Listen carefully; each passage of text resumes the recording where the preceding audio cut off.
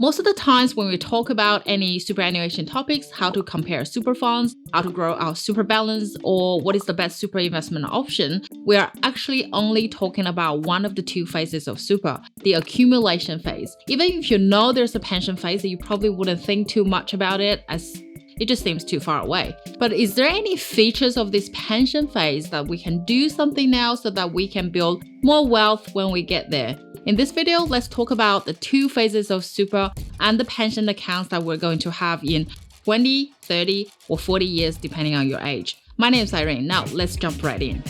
Generally speaking, an Australian before reaching their preservation age will have their super fund in the accumulation phase. And preservation age is when you can access your super. And once you reach this age, and you will be able to put your super balance in either the accumulation or pension accounts or both. So let's take a closer look at the accumulation phase first. Our super is in the accumulation phase where we're working hard to accumulate super balance to prepare our retirement. Generally, balance within the accumulation phase is not accessible until you have met the withdrawal requirement. And there are limited circumstances when you are allowed to access your super early, which, to be honest, we don't want to fall into that situation, really.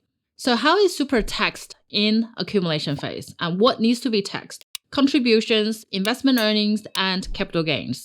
And there are two types of contributions, the pre-tax contribution, the concessional one, and after-tax contributions, the non-concessional one. The concessional contribution is the money before income taxes are taken out and paid into your super fund, and these contributions include the super guarantee, currently 10.5% of your income paid by your employer, and our salary sacrifice contributions. The concessional contributions are taxed within super at 15% if you earn less than $250,000. If you earn more than that, they will be taxed at 30% due to the additional 15% of Division 293 tax. If you earn $37,000 or less, you may be eligible for a low-income superannuation tax offset of up to $500 per year, which ATO will work out your eligibility and pay the money into your super account without you having to do anything.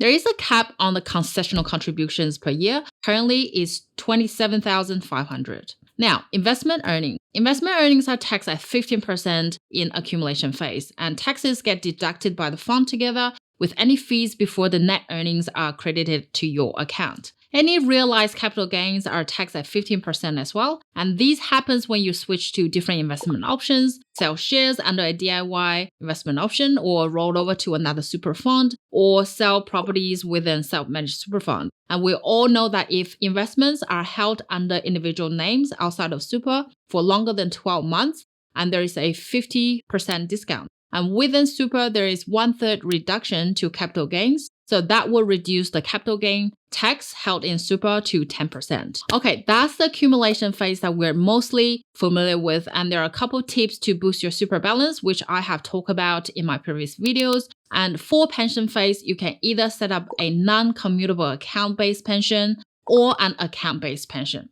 Anyone who have reached their superannuation preservation age can set up a non-commutable account-based pension. This type of pension allows members who don't meet the full condition of release to transit to retirement while they're still working. So it's also known as a transition to retirement, TTR, or transition to retirement income stream, TRIS. You can use some or all of your accumulation account balance to start a non-commutable account-based pension. All balance within this type of pension account has the same tax treatment as the accumulation phase, but you must draw an income of between 4% to 10% of the account balance each financial year. So that was the type of pension more for the people typically 55 to 60 years old who are still working while wanting to have some income streams from their super balance until they meet the full condition of release requirement, typically when they turn 65 years old. And when that happens, you can start an account-based pension by using some or all of your accumulation account balance. And this is the ordinary pension that we normally hear about. The biggest benefit of an account-based pension is all earnings and capital gains within this pension account is completely tax-free. So in order to prevent the wealthy individuals have too much balance sitting in the tax-free pension phase, which could otherwise be spent within the economy, ATO set two rules. One, there's a minimum drawdown rate required, starting from 4% and increasing each year as the member gets older.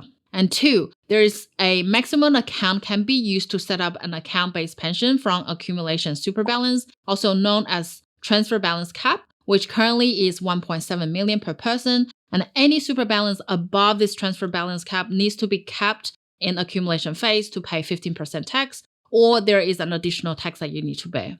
To provide a clear picture while we are working, our super is in accumulation phase, working hard to prepare for our retirement. It gobbles in the super guarantee paid by our employers, pre-tax salary sacrifice, after-tax contributions from us. All the earnings and realized capital gains are taxed at 15% currently. Once we reach 55 to 60 years old, we can, it's optional, set up a non-commutable account-based pension to drip out income at 4 to 10% drawdown rate.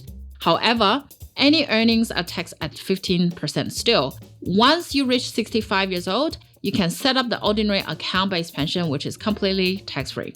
Also, the pension payment that you receive as regular income is tax-free from age 60. Until now, you may wonder, Irene, you just bombarded me with lots of information, but I don't see why this matters to me.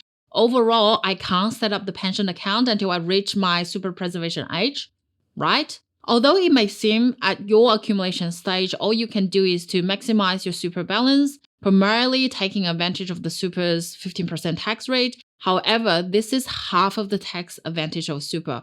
The other half is any balance sitting in the account-based pension is tax-free. And this includes earnings as well as capital gains. And this is normally aware among the members of self-managed super funds because they generally have other investments like properties. Let me give you an example. For a pension account with 600,000 balance, say the income return is 4% per year. You will save on the earning itself is 3,600. And when it comes to properties, the benefits are huge. And let's take the average Australian housing price growth around 6% over the past 30 years, which is the capital gains. And this will be completely exempt from tax if you sell within the pension account, and let alone the tax-free rental income that you get before selling. So if you buy an investment property at 500,000 and in 30 years time, when you can set up the account-based pension, the property would have valued around 5.7 times of the original value. And when you sell within the pension account, the capital gains of 2.37 million is completely tax-free. And with the 2.87 million transferred from accumulation to pension phase, if the self-managed super fund has 2 trustees and this hasn't exceeded a current transfer balance cap of 1.7 million per person. Also, this cap is reviewed each financial year and indexed to CPI in 100,000 increments. And similarly to shares, which has almost identical price appreciation of 6%, the tax benefit is equally huge, but you can't really use the leverage tool that is normally used in property investing. Of course, for people who is on the path to financial independence like me, you may argue that whatever money that sits in the super funds are untouchable until almost too late for us. But you definitely can incorporate this into your FIRE withdrawal plan. As you know, there is an additional lump sum or additional income stream coming after you turn 65 years old. And plus, you think about the capital gain tax that you're going to save is huge. Or if you plan to keep working after reaching your FIRE number, it's definitely beneficial to plan early, especially the property is sustaining by itself with positive cash flows, because it can take quite some time to build a capital, and the longer the time, the bigger the compound effect it will be. So yeah, this is the message of this video. If you want to take advantage of the tax-free pension account, you actually can plan something early now. My name is Irene. I'll see you next week. Bye.